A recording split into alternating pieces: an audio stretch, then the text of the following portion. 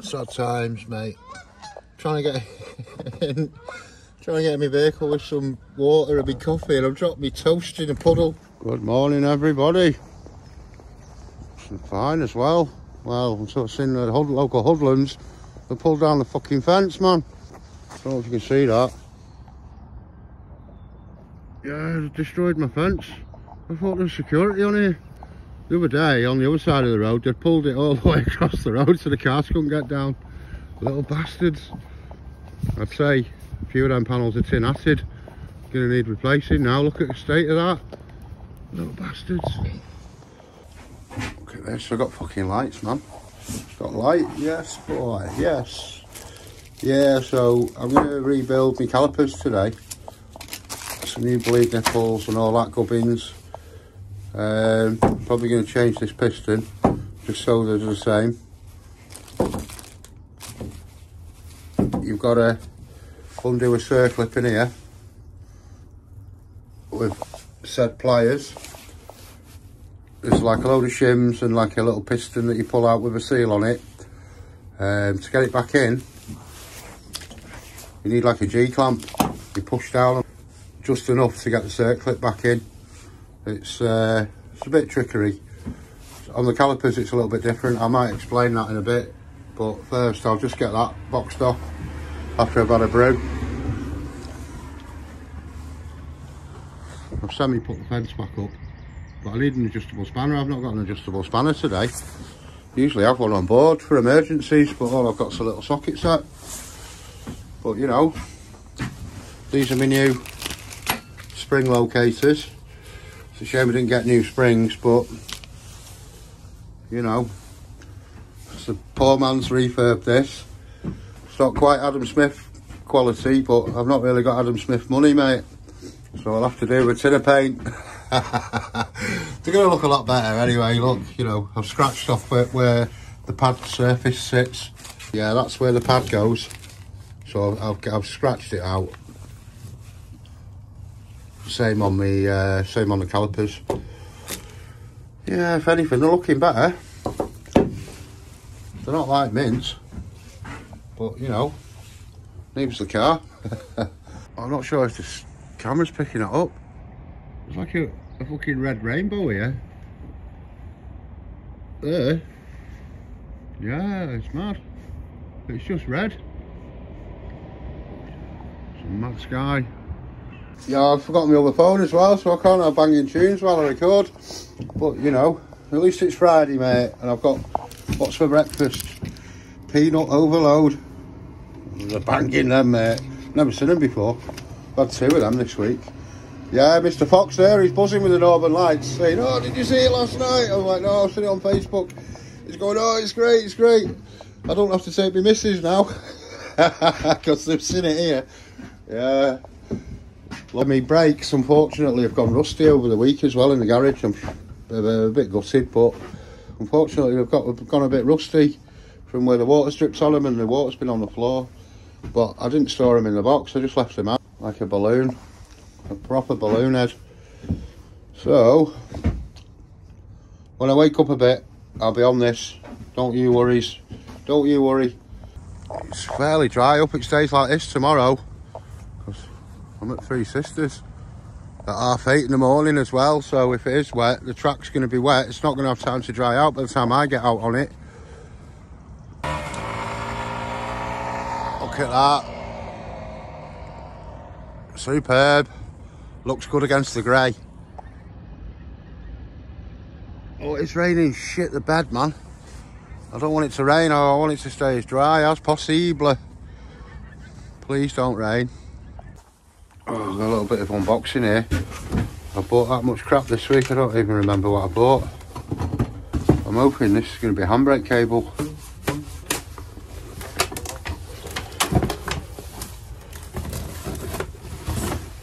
Yes, boy. Oh, that'll do. That'll do. Doesn't look that far off the Ford one, to be fair. So that's good. And we could probably use this box to put all the other bits in. What have we been buying? What have we been buying this week? Oh my God. The McDonald's ones are better than that. Can you believe I've actually paid for them to mix paint with? You alright?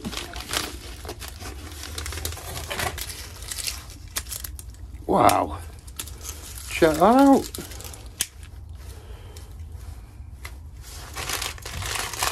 Well, I bought genuine apple, but they don't look like genuine apple. They're not even in apple boxes. Been fucking stitched, man. Paid 20 quid for 2 apple ones. It showed a picture of an apple box. Apple chargers don't come like that. Oh, I've had my pants pulled down already this morning, man. California, my arse, mate. They're not even apple, then. Paid for apple, got sent shit. Well, is there anything to do with cars? They're mixing cups, which were too late because we've already mixed our paint. Well, this is a load of crap, innit? It's all to do with that flipping phone. Oh, brake fluid, yes, that'll do. 2 litres of brake fluid at least. That's the result. Because we ran out of brake fluid. Well, moving swiftly on. That was a bit shit, wasn't it? Let's have a little look here then. Let's get the new piston out and let's have an inspection.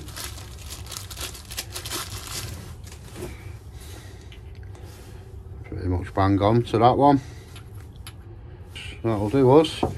Right, to get the gubbins out, got a set of circlip pliers.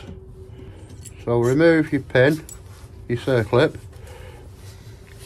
Might as well leave them on. Then there's like a load of shims.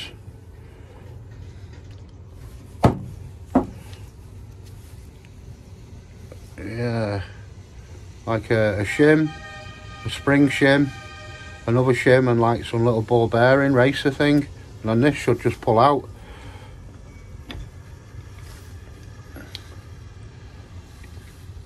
There's no fluid in there, so it's all good. I think I've had this apart quite recently because you can still see we've got the grease on it. I replaced that one because when I pulled it apart, it had all liquid inside it. There's like a breather hole here, and it must have been blocked, or the seal had gone knackered or something. I'm not going to bother changing that seal because, like I say, I've had this one apart not so long ago. If we pop it back in, the new one, get these all in order.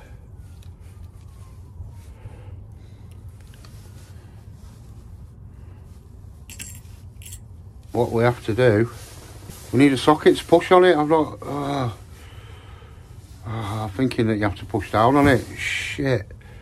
Yeah, we need to push down on it. Shizzle manizzle.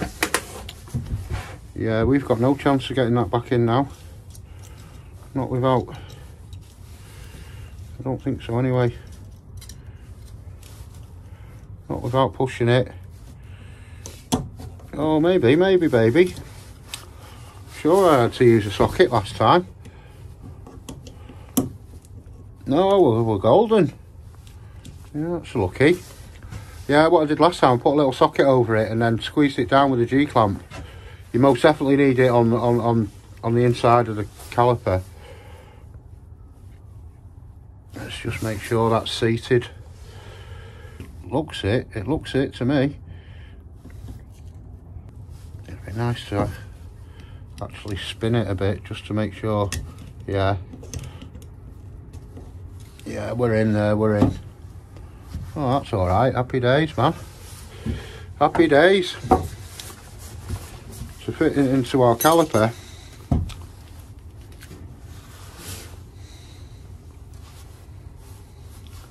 seeing this one, inside here you've got a spring and you need to put a socket on it. There's a special tool that you do it with, to be fair. Using a G-clamp, it's a bit push down on it and a circlip inside. You might not be able to see in this light. There's a circlip in there, you see. You'll be able to take that out and it'll just go pjoing, because it's under tension, this, with a spring inside it. And like I say, you have to put a socket on and squeeze it down to get it back in. It doesn't look too bad in there, to be fair. I might just give it a little spray out with a brake cleaner first. Grease my ring. Yeah, grease your ring and then bosh it in with said grease. I've not brought the proper winding in tool. I've just brought this off an angle grinder. It seems to be pretty much the right size, so I'll just wind it in slowly. Slowly catch your monkey.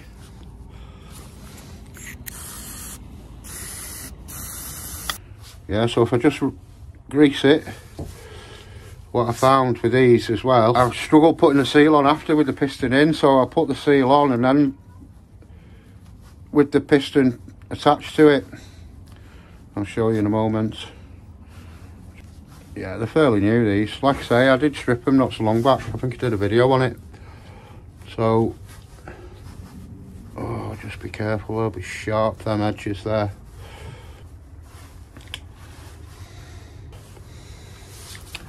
Might just grease my ring first.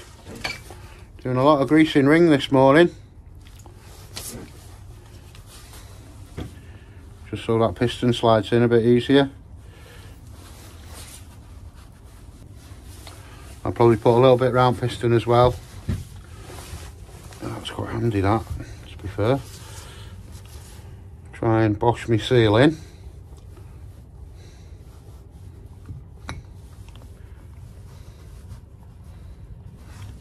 Rooney. I'll just put a bit of grease on this first. Don't want to be going too mad. Proper sticky Vicky. It's a bit of a faff. Let's see if you can get it like protruding like that. Try and just chuck it in.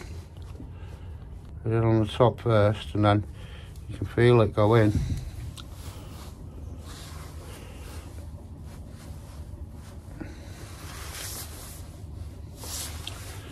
Might take a couple of goes this. Get it seated. That's looking a bit more like. You'll feel it just go past the seal.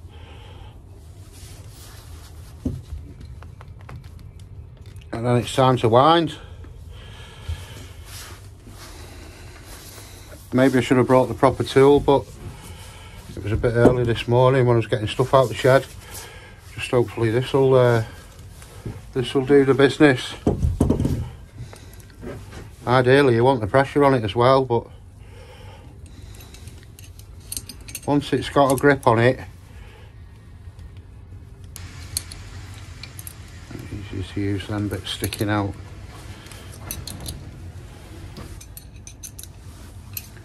Yeah, there's nothing wrong with this piston. I'm just being a bit anal, wanting them the same pattern on them. So, but that can be a lovely little spare. I'm pretty sure they're the same on the two-wheel drive as well. The difference with the two-wheel drive and the four-wheel drive rear caliper is a vented disc, and it's that distance that's longer basically on the 4x4 calipers. A two-wheel drive one will probably finish about there, but the rest of the body, the levers, the springs, the seals, all that shizzle, it's exactly the same. Soon you'll hit the dead end. It'll just stop. You'll feel when it's fully unwound, when it's fully wound in. It should be pretty much level with that boot when you're done. Next is our spring, which is a bit of a faff, to be honest. You've got to sort of,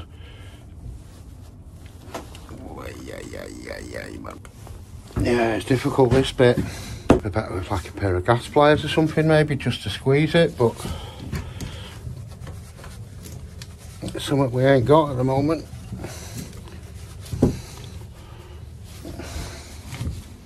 Yeah, Yeah, it's a struggle that. Shit, how can we do that?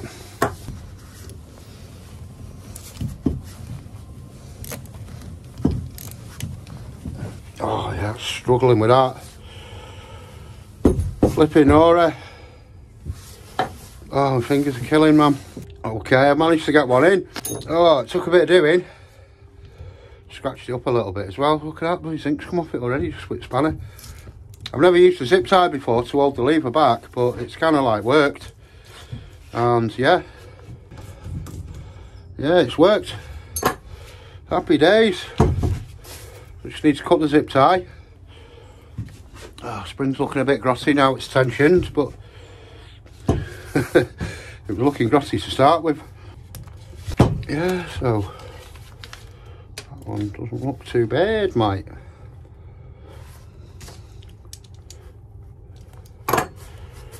Yeah, well, unfortunately I'm still waiting on the clip, but we've got one.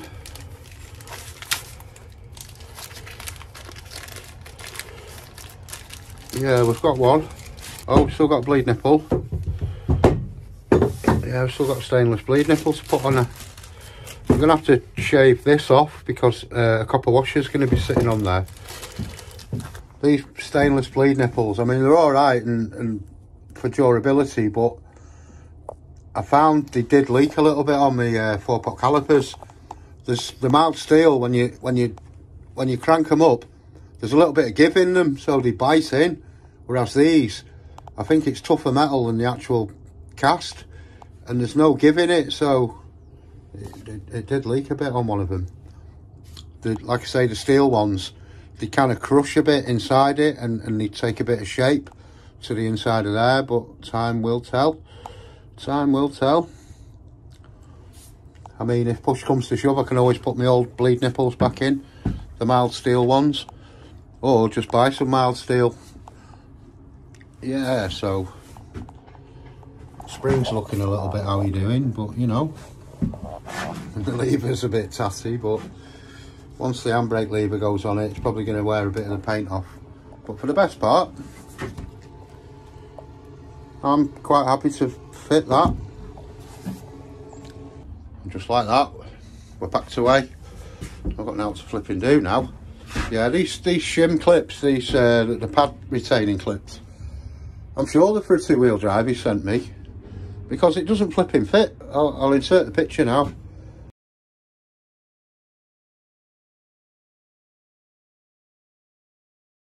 So not a cat and else chance it'll fit. So yeah, whatever. Yeah, last week I had to, you know what I was saying before about I had to put our fence up today, and last week they'd pulled the fence across the road. Well, they bent a load of panels over there, and the Leisure Lakes bikes have broke in and nicked 50 grand's worth of bikes, man. Oh, can you imagine that? So he's asking me if there's any cameras here and that, but I don't know. I don't think there is, and there's no security. I mean, there is during school holidays, but bloody hell, he's probably asleep in his van, isn't he? Oh, shame that, real shame. If you get offered a cheap e-bike in Preston or surrounding areas, bloody hell, just see if they've got a receipt for it, because it could be nicked from Leisure Lakes bikes. Poor bastards. I mean, you could say it were kids, but what, they come at 8 o'clock at night and they chop through the BT cable. You know, they knew exactly where to go, chop through the BT cable for the cameras and that, and then come back at midnight and done it. Screwed the joint. Flipping unbelievable.